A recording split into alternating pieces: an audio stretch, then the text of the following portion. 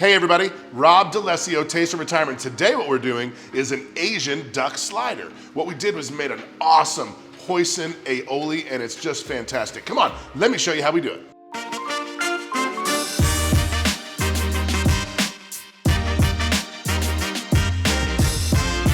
All right, so we're doing duck sliders today, right? And a lot of people get intimidated about cooking duck, but it's so easy. It's similar to steak, but a little bit of differences. The one thing I want to say is you generally want to cook it to about 125 degrees. And I've heard people like, what? It's a bird, you've got to cook it to 165. That's not true. Now, nobody's gonna shoot you if you get it to around 145 or in that area, but if you go too much, you're not gonna like it as much. So the first thing you start with is a cold pan. Normally when you're searing something, you'll use a hot pan, but now we're gonna do a cold pan, and then the reason why is because the skin, you buy a skin on duck breast, the skin is gonna render out a lot of fat. So what you wanna do is you wanna take the duck breast, and you're actually gonna score it. And you're gonna do a little diamond pattern on both sides.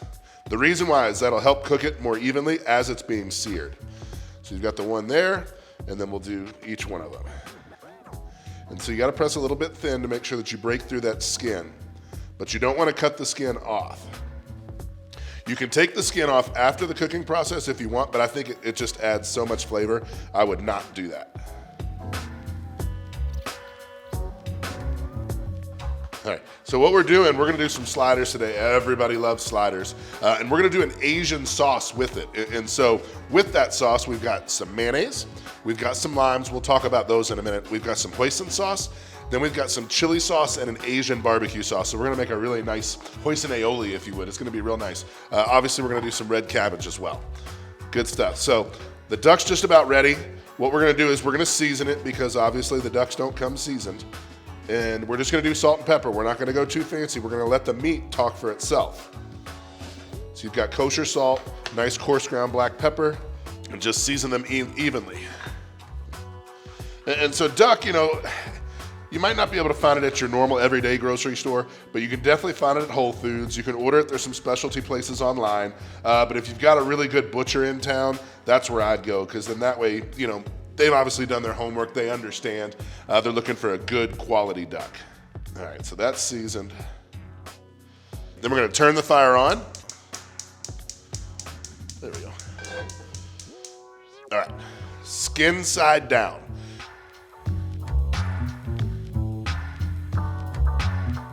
You're gonna wanna cook it mostly on the skin side down part because you want that fat to render out, more fat as possible. I've gone ahead and preheated my oven for 350, by the way, because we're gonna finish it in the oven. Okay, so let those go, and then while we're doing that, we're gonna go ahead and make the sauce. Okay, so we've got the duck in the pan. You can hear that happy sound, right? That's that sizzling. Like we talked about before, we wanna render out the fat from the skin, and so you can see that, and the more of that, it's just gonna add to a crispy texture to it, give it a really nice bite, but also gonna be a really nice flavor as well. So one thing we're gonna do now is make that aioli. And so like I said, we've got mayonnaise, hoisin sauce, sweet Thai chili sauce, along with an Asian barbecue sauce, and then we've got limes. And so when you're buying limes, you'll have to look closely, but what we're looking for is a thin rind so you can get the most juice as possible. I actually like to put them in the microwave for about 10 seconds each. So you can see we've got two there with a thin rind. And you can tell the difference between a thin rind and a more coarse rind. So they've been in the microwave 10 seconds. I roll them with my hand. And then you cut them in half, and some juice will come out, I'm sure, when we do that.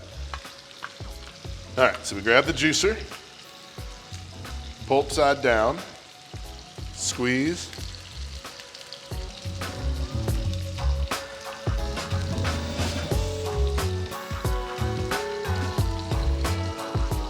Now, if you don't have a juicer, you don't have to worry about seeds, so you can just squeeze and roll back and forth, and I don't need any more lime juice than that. But then when you're done with the other side, if you push them together, you'll get more juice out also. So you've got that. We've got the mayonnaise and the lime juice.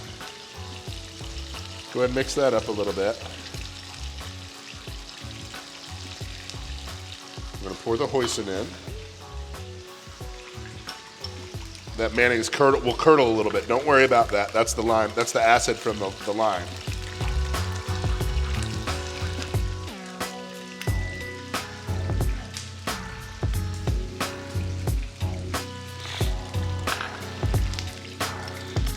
Oh, it smells great. All right, we've seared off the one side. We've gone ahead and made our sauce. We're gonna flip it, go just a couple of minutes, and then it's gonna go in the oven to finish. That's the trick. We want a nice, even cooking. So we flip that over. You can see there's good color on it. It's nice and crispy. You can't feel it. I can take my word for it. There's no exact time on that. That's something you're gonna have to feel out a little bit. But these are pretty big, 8 to 9 ounces. So we went about, 3 or 4 minutes on one side. We'll probably go about 3 minutes on the other. And then we'll go another 3 or 4 minutes in the oven. But the big key is when it's done cooking, you have to let it rest, to let those juices, because right now, when it's hot, those juices are gonna constrict. And if you cut in there, it's just gonna run all over the table. We don't want them to run all over the table. We want them to run all down your tongue and in your mouth, right? So another 2-3 minutes on this side, and then they're gonna go in the oven, and then we're gonna toast off some brioche buns. I like using brioche. It's just my favorite bread, right? Every bread's got its own specialty or what it's good for. You do a baguette with some soups or making a nice sub. But when you're doing a burger or some kind of sandwich, if you would, like this, I like a brioche. They add sugar to it. It's a little bit sweeter. It's a more rich flavor to it, but I love it. And I melted off some butter because we're gonna toast them. I like my bread to have a nice crunch to it. Okay, so it's been about 3-ish minutes. We're gonna go ahead and put the pan in the oven. Always, it shouldn't be too hot, but with the metal pan, it could get hot, the handle, right? So you take a towel, you've got it, and then we're gonna put the pan in the oven. And we're gonna go, like I said, about 3 or 4 minutes on that. And then while that's working, we're gonna go ahead and baste the buns with some melted butter. I always use an unsalted butter. You can always add salt to it. You can't take salt out. And what I like to do is I'm just gonna throw these on the top shelf in the oven so they, kill 2 birds with 1 stone. No pun intended. So when you're making these, you can almost do it like a taco style to where I left a little hinge on that, or you can cut it all the way through. Whatever's your preference, it doesn't really matter. It just has to taste delicious, right? So that's what we're gonna do. Okay, so we've got the butter on those. We're gonna open them up when we put them in the oven though so that we can get some even heating. And like I said, we're gonna go about 3 or 4 minutes, and then the fun part. All right, it's been another 4 or 5 minutes, so we're gonna go ahead and just take the duck out. Again, use a towel, you'll burn your hand off. And then we're gonna take the bread, it's toasted, has a nice little crunch to it. Now, if you can't handle hot stuff, use a glove or something like that, but I've been cooking a long time, so I've got what they call restaurant hands. What I wanna do is I wanna go ahead and get that duck out of the pan. You don't want it sitting in that fat, so let's get it out.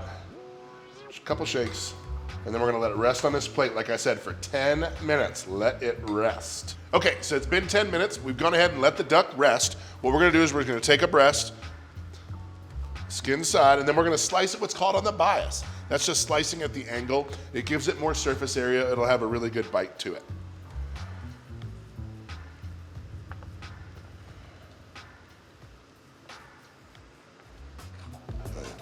So you can see that's a nice medium rare. It's got a dark pink center. It's exactly the temperature that we want it to be. It's gonna be absolutely delicious. I get to eat it here in a second. So you can see not too much juice is coming off on the cutting board because that's all back incorporated throughout the meat. All right, we'll take the bun. I'm gonna use that hinged bun. Take that aioli that we made. Now, if you like the aioli a lot thicker, then put more mayonnaise in it. That's about it. I like the more of the Asian flavors, so just sprinkle that on the bottom of the bun. And then put as many slices as you want on your sandwich. We'll probably go with 3 here, so it's a nice big slider, if you would. I've got some red cabbage that I did a chiffonade to. And then we'll do some green onions for color, and we have the duck slider.